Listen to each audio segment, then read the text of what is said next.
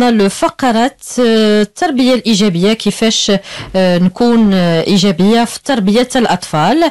رفقة الكوتش أسماء مجاني، مختصة في التربية الإيجابية. أهلا بك كوتش. أهلا سناء، مرحبا. الله يبارك فيك.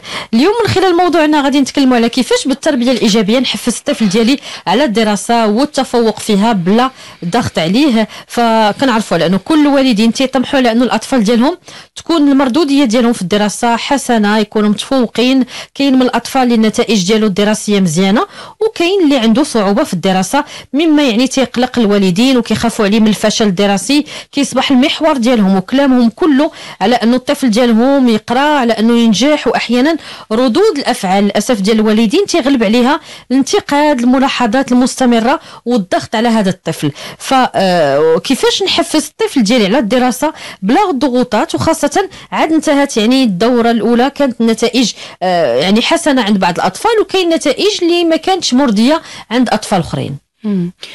هذا الموضوع لسناء غادي نفتحوا بواحد العبارة وغادي نقولها باللغة الفرنسية ومن بعد عاد نترجمها. جين نيلسون تتقول في التربية الإيجابية: les enfants font mieux lorsqu'ils se sentent mieux et nous aussi. يعني الطفل كيعطي كتر ملي كيحس براسو مرتاح، ماشي الراحة ملي يكون متعب جسديا، لا، مرتاح نفسيا. وحنا كبار كذلك، حنا ملي كنكونوا مرتاحين تنعطيو كتر، كتكون عندنا القدرة باش نديرو كتر. وملي كنكونوا ما مرتاحينش راه النتيجة ما تكونش بحال مرتاح. دونك مرتاح نفسيا عند الطفل شناهي؟ هي كنحترموه، هي كنقدروه، كنشجعوه، كنصلحوا الاخطاء معاه بطريقه سليمه بدون عنف ولا اهانه. اشياء كثيره كتعني مرتاح. مرتاح هي نخلق له كأم ولا كأب واحد الجو فافورابل، زعما مواتي باش يتعلم. وهي عموما كنبداو بقواعد صحيه ديال الحياه، ما غاديش نمشيو للدراسه نحطوا عليها اليد. وخا صعوبه دراسيه ما كنمشيوش للمحور ديالها هي الاول، ما كنمشيوش للدراسه هي الاولى. دونك القواعد اللي تنتكلم على صحيه راه زعما الناس كلها والاباء كلها تعرفوها. هي نظام غذائي يكون متنوع وصحي، هي تكون عند الطفل نشاط رياضي، ممارسه فنيه الا كان كيهتم بالفن، يتعلم شي حاجه اللي ما عندها علاقه مع الدراسه. كل اللي غادي كل حاجه غادي تسمح له باش يطور فيها شي مهارات، باش يحس براسو راه قادر، يلي كابابل شي حاجه واحده اخرى من غير الدراسه. احترام اوقات النوم مهم جدا. كيبقى الفراش واحد الفضاء ديال الراحه والنعاس، ما تناكلش فيه، ما تنقراش فيه، ما تنلعبش فيه. كنأكدوا بزاف على النوم حيت هو اللي غادي يخليه يحفظ المعلومات ديالو، غادي يساعدو على التركيز. وحنا هاد زعما في يومنا هذا تنعيشوا هاد المشكل ديال النوم. الوليدات تينعسوا معطلين ولا تينوضوا في الليل ويبداو يلعبوا انكاشات، ولا يعني لا كاليتي دو سومي ديالهم ما تتكونش مزيانه. وهادشي كيأثر في النوم، كتكون يعني وهادشي كتأثر في المردوديه على الصحه ديالهم. وهادشي اللي تكلمنا عليه كله كيخليه يخدم عليه بطريقه ايجابيه بشكل غير مباشر في القسم ولا في المدرسه. والنجاح ديال وليداتنا راه ما كيتعلقش فقط بالنقط الجيده ولا بالصفوف الجيده.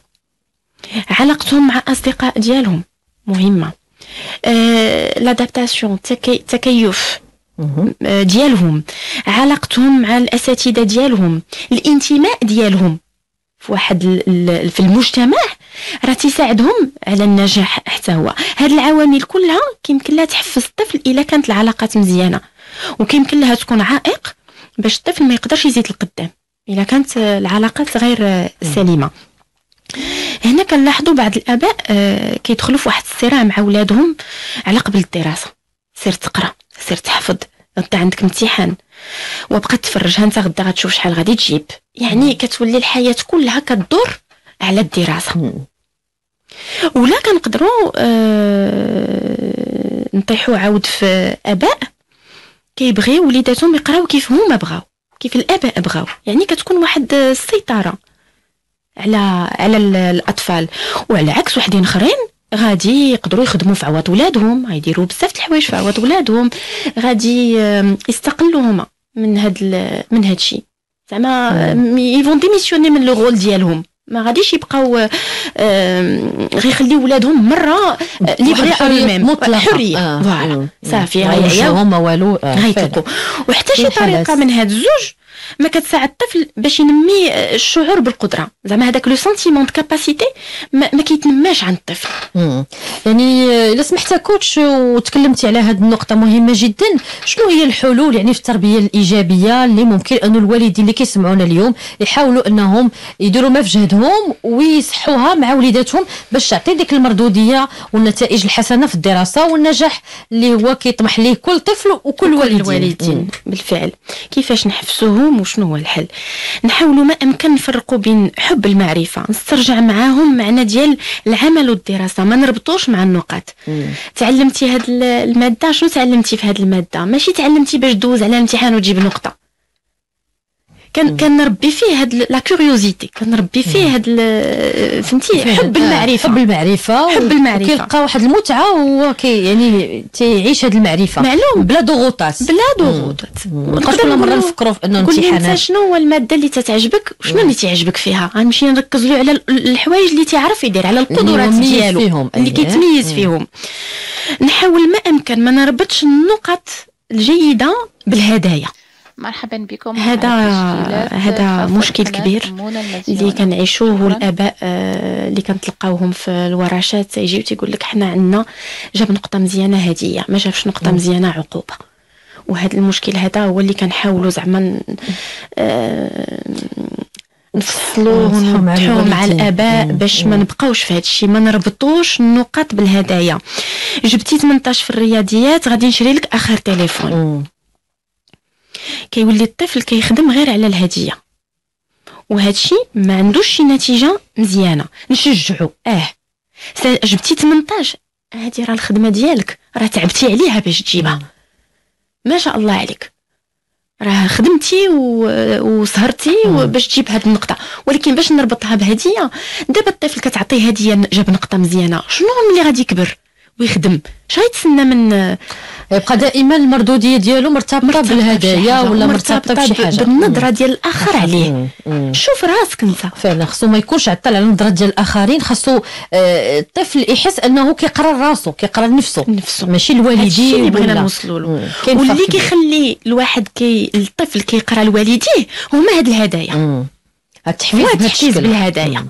دونك هذا كنطلب من الاباء زعما يحاولوا ما امكن ما يربطوش الهدايا. نفرح بك في نهار نجحتي وهذا وبغيتي تفرح براسك، نفرح معك، ولكن ماشي كل نقطه جبتيها غادي نبقى انا خدامه بالهدايا. ما يمكنش صافي حتى كيوليو عارفين لو سيستيم ديالك كيفاش تتمشى معاهم. راه ماما وبابا انا ملي تنجيب نقاط مزيانين ما سيعطيوش، ولكن حتى ملي ما كنجيبش مزيان ما كيعاقبونيش. هكا وهكا كيقدروا يتلاقاو مع الاطفال ديالهم الاصدقاء ديالهم، يقولوا عطينا بابا راه شرا لي هذه حيت جبت مزيان. تيقدر يقولوا انا ما عنديش الهديه ملي تنكون عندي نقطه مزيانه، ولكن حتى ملي ما كنجيبش ما عنديش العقوبه. كنتفاهموا هو في الغالب الوالدين اللي تيخدموا بالهدايا تيخدموا بالعقوبه. دونك يمكن لي نساعدوا باش نساعد الطفل باش يوضع واحد الخطه معينه باش يوصل للهدف اللي بغى يحققه. هادي نجلس معاه ونعاونو على لاغانيزاسيون ديالو. هادي ماشي مشكل، ناخذ الوقت فيها باش يتعلم يدير هاد الخطه هادي من الصغر ديالو. نوفر له واحد الجو هادئ في المنزل باش يخدم يركز، بعيد على التلفزيون، بعيد على صداع خوتو الصغار، بعيد على هادشي كلشي يمكن لي نديرو. نكون قريبه للطفل ديالي ما فيهاش شك، خصني نكون قريبه للطفل ديالي، ولكن ما نخنقوش من الصغر.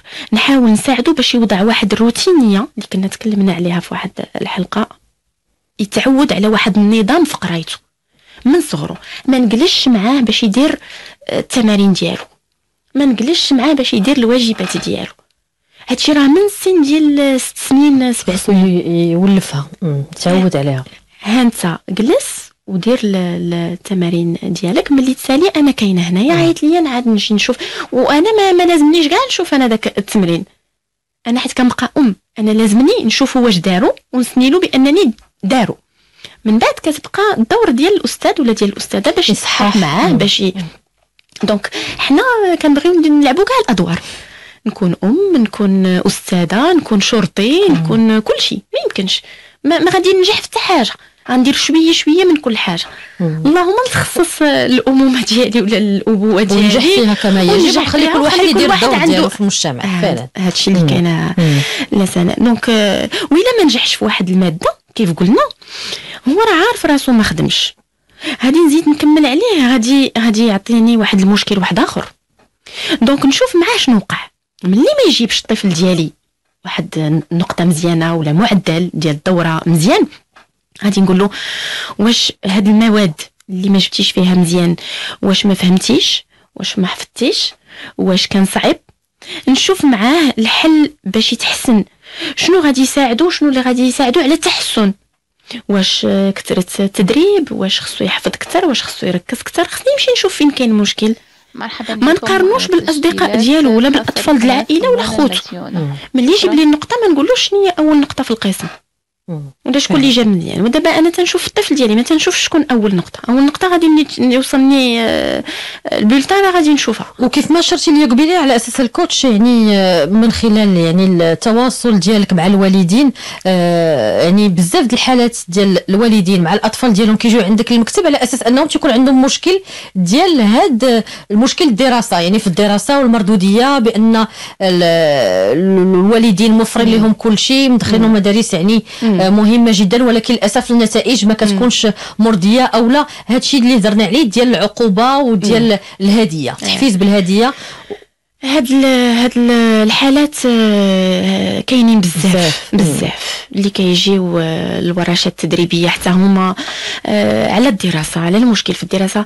ولكن الاباء دابا ولاو تيفيقوا شويه وتيقول لك راه الطريقه اللي كنتعامل انا مع الطفل ديالي راه ما عجبانيش، ولكن ما عنديش البديل. خصني البديل. دابا انا راه حس براسي بانها ما عطيتش. هذه اللي كنعرف تبارك الله عليهم. راه الاباء دابا راهم واعيين فعلا، واعيين تيجيو تيقول لك حتى الدور ديالنا الحمد لله من خلال البرامج، يعني الحمد لله، يعني ملي كيكون كوتش حاضر بشكل مستمر خلال الاسبوع، الوالدين كيسمعوا. وكيف ما قلت يعني حتى واحد ما كيتزاد انه عارف يعني التجربه ديال التربيه، ولكن حاجه كتعلم مكتسبه، هذه كنخلطوا فيها وكنعاودوا نصحوها، وهذه يعني كتكون صحيحه وكنفرحوا بها. يعني هي التربيه ما تعلمناها لا في مدرسه ولا تعلمناها في جامعه، ولا غير ما قرينا شي كتاب ولا شفنا ولا سمعنا الراديو ولا هادشي زعما ولا التجارب. حتى من خلال التجربه ديالك دابا انت كأم مثلا، يعني الحاجه اللي درتيها المره الاولى في الولاده الاولى ماشي هي اللي يعني دائما الوالدين تيقول لك حنا كنصحوا في وليداتنا الكبار يعني الاولين، ومن بعد عاوتاني ملي كيجي الولد الثاني ولا الثالث يعني صح. ما غاديش نكذب عليك لا سناء، عندي 4 ديال الوليدات تبارك الله يحفظهم لك، واكثريه الولد الاول اللي كانوا شي اخطاء من جهتنا، ولكن التربيه الايجابيه عاونتنا بزاف زعما قبل ما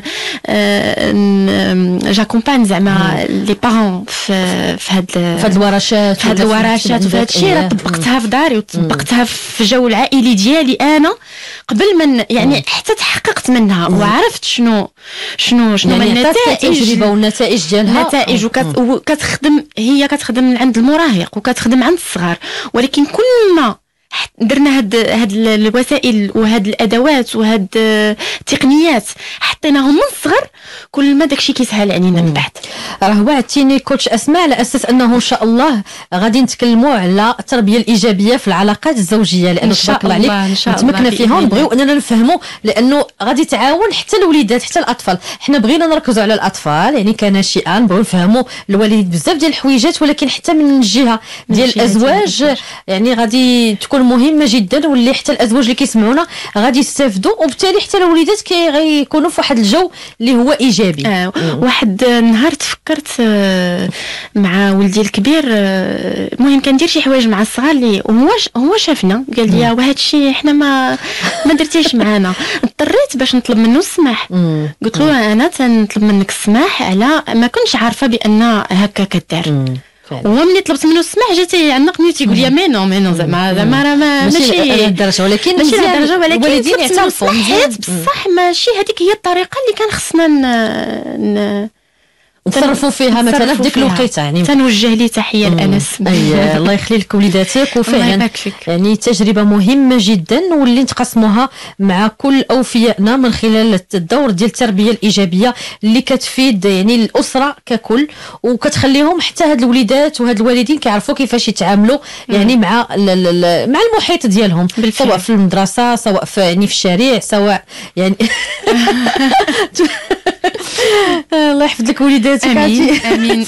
المستمعات خصني نقول لهم يعني عينيك دمعوا وانت كتكلمي على فعلا احساس هذه اعتراف من ومن كوتش يعني في التربيه الايجابيه كيفاش ساعداتك على انك يعني شوف كيفاش ملي تكلمتي على ولدك انك شي حوايج اللي ما كنتيش درتيهم معاه واللي درتيهم مع خوتو يعني الصغار واللي عرفتيها بالتربيه الايجابيه. ولكن اللي عجبني فيك هو انه فعلا ماشي حنت كوتش يعني كأم الاعتراف مهم جدا. انت شتي كيف ما قلتي يعني شو دابا لحد الان وتنعبر على مشاعري وتنعبر على مشاعري زعما في البيت ديالي انا هكا زعما مع الزوج مع الوليدات مع العائله فعلا. لانه احنا دائما بين قوسين نتكلموا على المشاعر تيقول لك المغاربه قليل فاش يعبروا على المشاعر ديالهم. قدر مثلا الزوج اولا يعبر بهديه يعطيها وصافي احسن من انه يتكلم. ولكن راه التعبير على المشاعر يعني عنده واحد دور كبير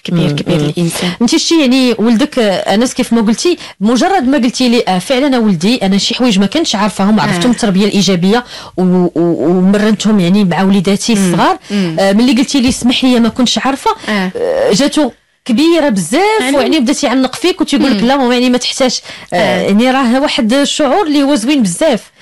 واحد النهار قلت له شنو زادتك التربيه الايجابيه في المنزل. تنتكلم معاه مع الكبير بزاف تنقول له معاش شنو زادتك. قال لي زادتني بان بابا هو اللي ولا كيتعامل معنا بالتربيه الايجابيه ماشي انا. مزيان وهذا هو بحكم انا ما تنتكلمش عليها في المنزل زعما كي كتطبق يعني كتخدمي بها ولكن ما كنتكلمش عليها. ما تنقولش راني استعملت هاد الاداه ولا استعملت هاد نهائيا كتخليها يعني تلقائيه تمكنتي منها. واخا غادي نمشيو الاجابه على التساؤلات اللي عندنا. كاين تساؤل ولدي الصغير عنده 11 سنه هاد الدوره جاب مزيان الحمد لله. ولدي الكبير عنده 15 عام ما جابش مزيان وبابا غوت عليه وبدا كيقارنوا بخوه مال خوك احسن منك والنتائج ديالو كانوا مزيانين ياك موفرين لكم نفس الظروف نفس الحوايج. وانا لاحظت بانه بحال ولا كيجبد صداع مع خوه بزاف على اقل حاجه. مساله عاديه. المقارنه كتجلب غير المنافسه والنقاش. شنو الهدف ديال هذا الاب بالنسبه لي انا باش الطفل ديالو يتحسن؟ اذا غادي نجلس مع الطفل ديالي بوحدي معاه وغادي نمشي نشوف فين كاين المشكل. اولا نمشي شنو القدرات ديالو، شنو هي المواد اللي ما كتشكلوش صعوبه. مزيان شفت معاه المواد اللي ما كتشكلوش صعوبه بحال دابا غادي يقول لي ما عنديش مشكل في المواد اللغويه الفرنسيه الانجليزيه العربيه هادشي ما عنديش مشكل. ملي غادي يقولهم لي غادي نشجعو عليهم نقول له دابا انت تبارك الله عليك هادو ما عندكش فيهم المشكل. من بعد نمشي للمواد اللي عنده فيهم المشاكل وهنا غادي نطرح اسئله باش نلقى معاه الحل. واش ولدي انت محتاج المساعده؟ شنو المشكل؟ لا ياش محتاج باش تحسن؟ واش هذا مشكل فهم او حفظ او تركيز او تدريب خاصك تدرب اكثر ولا تركز اكثر؟ فين كاين المشكل؟ خاصني نصنف بعد المشكل مع الطفل ديالي. ما يمكنش نجي نعطيه انا الحل، هذاك الحل ما يوالموش اصلا، خاصو هو يلقى ليا. كيمكن له يقول لي راني ما تنفهم وتنركز ولكن النتائج ما كتكونش مزيانه. دونك شنو كاين؟ واش كتدير تدريب بزاف، كدير تمارين بزاف في هذه الماده؟ غادي نمشي معاه في الاسئله حتى نصنفوا فين كاين المشكل. الشيء زعما غير كتصنف المشكل مع الطفل الحل تيبان بوحدو والامور كتجي سلسه فعلا. كتصنف ما باش تبقى تلقى في الحلول الاعتقادات ولا غير الحلول يعني بشكل عام لا ما كتخليك كتمشي لمواضيع واحده اخرى، كتخليك كتفتح لك هذه المساله ديال نبقى نلقى الحلول، كتفتح لك بيبان باش تمشي تشوف وموضوع كديك الموضوع وما كتشوفش المشكل الحقيقي باش تلقى ليه الحل. ما كنبقاوش تنهضروا على زعما الاساس. واخا مستمعه كتسول عندي تبارك الله وليداتي كيقراو مزيان، نتائج ديالهم الدراسيه جيده جدا تبارك تبارك الله. بنتي هي الصغيره في الترتيب 8 سنين، جات هي الثانيه وبدات كتبكي وتقلقات وحنا فرحانين بها، ولكن هي ما عجبتهاش هذيك النقطه، ما عجبش الحال انه هي الثانيه، بغات تجي هي الاولى وما فرحاتش بحال ما رضاتش، وما عرفناش كيفاش يعني نتصرفوا معاها. وي هنا خاص الام ولا الاب يسمعوا لهاد الطفله. نحاول نفهم باش كتحس، حنا تنعاودوا نتكلموا على المشاعر باش كتحسي. نحاول زعما ما نحاولش نقلب على الحل باش تولي هي الاولى. ما يمكنش نمشي معاها في هذا الشيء.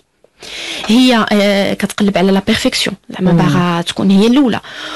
الوغ ما نمشيش نقول لها الا بغيتي تكوني انت الاولى هاش خصك ديري وهاش خصك ديري، وما نقول لهاش وحتى لا جيتي الثانيه راه مزيان صافي. لا، انا كنستنكر الاحاسيس ديالها كيف كنا تكلمنا عليها في واحد الحلقه.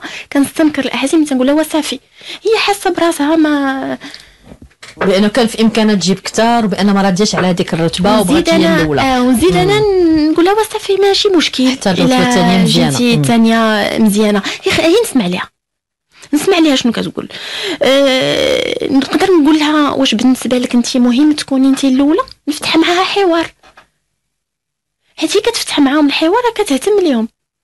شنو بان لك دابا انت بالنسبه لك انت الرتبه الاولى شنو كتعني لك هذه الرتبه الاولى؟ نسمع ليها صافي. حدينا ما نعطيها نصيحه ما والو. هنا خاص غير ترد الام البال واش ما كاينش شي واحد عندهم في العائله اللي تا هو بحال هكا داير.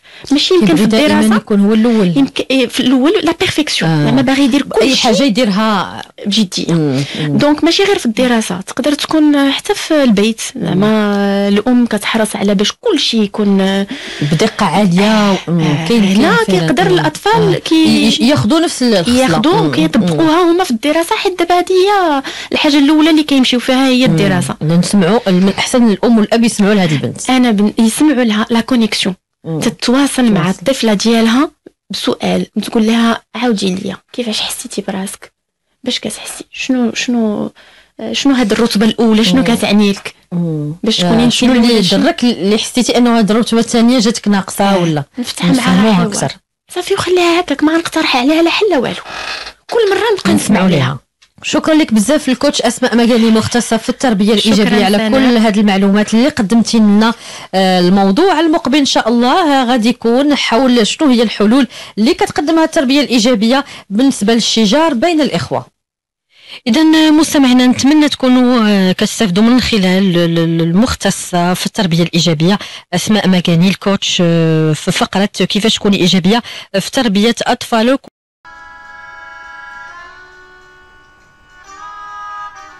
مرحبا بكم على التسجيلات الخاصة بقناة أمونة المزيونة. شكرا.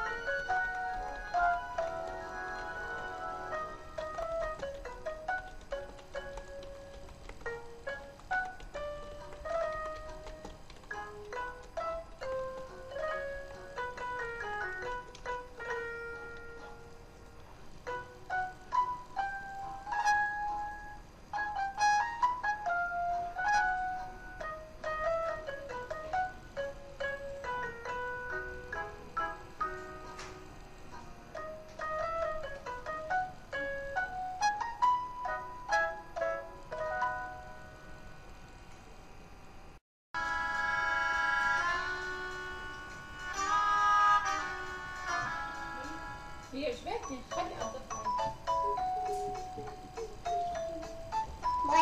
تعمل شنو هي هادي؟